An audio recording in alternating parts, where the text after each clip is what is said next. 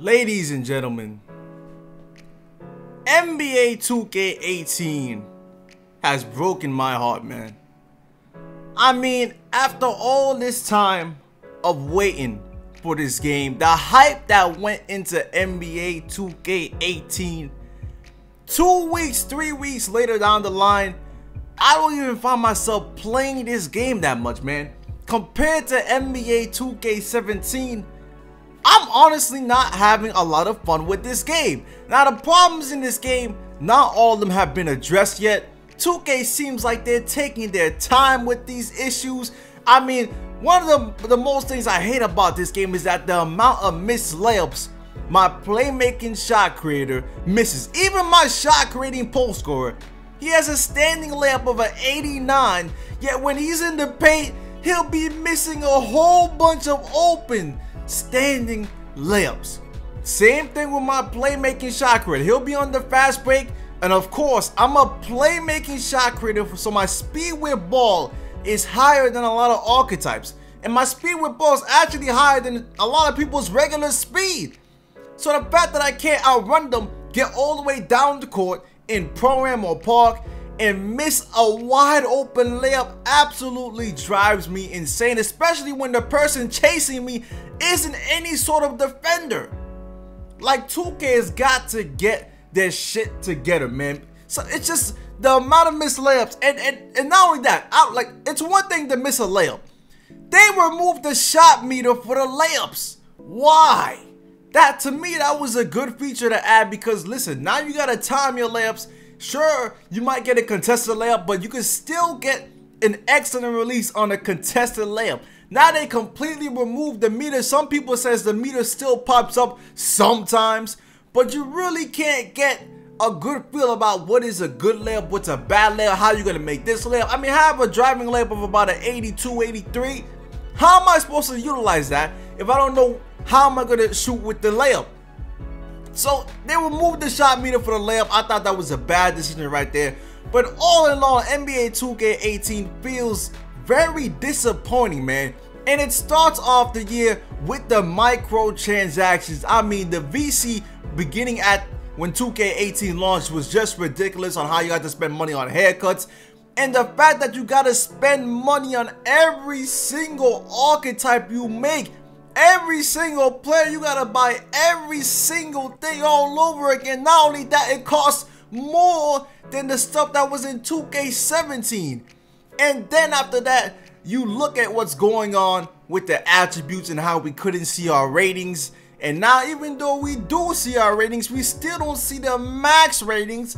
And then when you take into account that when you upgrade your player in 2K18, and you get to that next overall, you unlock new attributes, 2K picks that attributes for you. I remember I was playing last night, shot creating post scorer, trying to get to the next level for my shot creating post scorer because he was about 20% away from the next overall level. Get my upgrades, and what did I get for my shot creating post scorer? I got steals, something I don't need for my shot creating post scorer, lateral quickness, something that's, I mean, listen, it's gonna help my shot creating post scorer, but do I want that as of right now? I've been playing defense fine with him, and I also got, what else I got? I got what? Acceleration. I mean, these are things that, I mean, acceleration is cool. I don't want steals, man. It took a good amount of time for me to play those house rules game last night for my shot creating post scorer, and I end up getting steals and lateral quickness. Like, these, like, it just kills you, man. And when I got to 90 overall, my playmaking shot creator, and I got things I did not want, like post offense, it just drives me insane, man. I mean, all that work to get attributes you don't even need for your character. It's unbelievable. And let's talk about the 2K community in the park mode, right? NBA Playgrounds is basically just my park, man. There's nothing really different about it. It's just the same. It's the same thing. However, the overall system they have in this game is terrible. And the reason I say the overall system is terrible in the NBA 2K18 is because people get so discouraged with playing with different overalls and facing different overalls. If you see an 89 and a 90, odds are people aren't going to try to face that. Which is, it's a very different than NBA 2K17, because NBA 2K17 had a rep system. So even though you might have a 89 overall, that person might be a superstar 1. And another 89 overall might be an all-star 1. So people might not get deterred from playing with an all-star 1 or a superstar 1, even though they're both the same overall.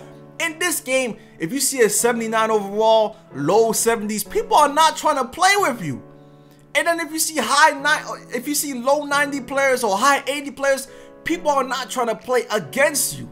And even if you're in a squad, some people just back out, and it's just, listen, man, I understand people want matchmaking in 2K. People always wanted matchmaking for NBA 2K Park, and I don't think it's gonna happen anytime soon.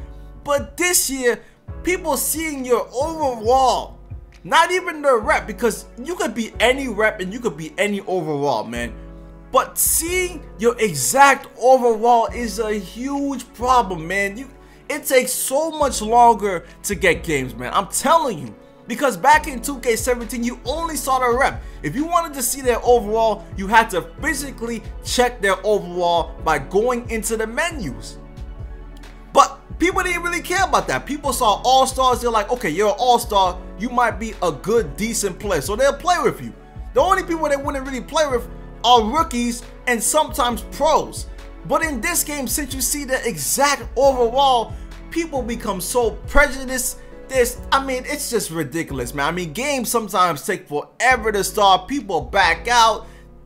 It's just unbelievable, man. But people, it's not even just me that's disappointed by NBA 2K18. You got different YouTubers contemplating what they should upload. Different YouTubers saying that this game is not as good as they hoped it would be. I mean, think about it, right? Last year, I had less time on my hands. This year, I have more time, but some ways I'm finding I'm playing this game less than last year. I mean, I've been playing Yakuza 0 for the past couple of days when I should be grinding on NBA 2K18. Now, I understand Yakuza 0 is a pretty good game, right? But 2K18 just released like 2-3 weeks ago, and I'm already not playing it like I played it 2K17 during the summer. 2K18 and the My Career mode, let's talk about My Career. My Career is there's no story mode, because there's no point for a story mode in My Career. You can't skip the cutscenes. There's no point for a story mode, because guess what? I got the NBA Finals Championship and there's no cutscene after that. There's no cutscene after the NBA Finals Championship. So why does 2K have all these cutscenes in the game if they're not going to end the story? There's no point. Allow us to skip cutscenes. The My Court this year, you actually have to go to your My Court, and then if you want to change your clothes, you have to go to your My Court to change your clothes. There's no Pro-Am accessories. And Pro-Am, let's talk about, listen, Pro-Am, you can't even play with the West Coast if you're in the East Coast. If you're in the West Coast, you can't play with the East Coast. And then if you want to play Arena Pro-Am, you have to time it down so everybody gets into the arena at the same time. Oh, man. And they still haven't fixed that issue. But on Twitter, Mike Wang's worried about changing the shot clock for 2v2s. I mean, it was only a week ago we got a patch to fix the lag on my part. And some people still say they're lagging. I'm not lagging anymore, but some people still say they're lagging. But I mean, Jesus, man, this game is just... And the thing about grinding my players this year, it's definitely tougher than last year, man. It takes a longer time. It takes way longer to grind your My Player this year than last year. It's just facts. Now, I don't know if it's better for it to be this way. I'll go with what the community says. But in my personal opinion, because I've grinded a whole bunch of archetypes in 2K17, it was a lot easier to grind archetypes in 2K17 than 2K18, man. It's facts, man. I mean, by this time this year, last year, if the grinding system was the same as in 2K17, I'd probably have 2 or 3 archetypes maxed out already. Just with the time I have. I don't even have my playmaking shot creator is still a 90 overall, man. My shot creating post score is not even an 88. it takes a good, especially if you want to grind badges, man. Oh man, listen, 2K18 has taken it to another level, man. I mean, even the My Team community isn't happy about the way My Team is structured this year. I mean, I don't even play that mode, but I can see that they're complaining all over Twitter. I mean, it's just unbelievable, man. But that's why I kind of been struggling with uploading for the past week, because I'm just not into this game. But hopefully I can get myself back into the NBA 2K flavor and bring you guys some content, because I'm looking to change the direction up a little bit, man. Like, these regular 2K stuff just isn't gonna cut it out anymore, bro. Like, it's just not fun like that, man. So we gotta make it fun ourselves, man. But anyways, leave a like for more. Let me know what you think about NBA 2K18 2-3 weeks after it has released. And I'm out of here, man. Peace.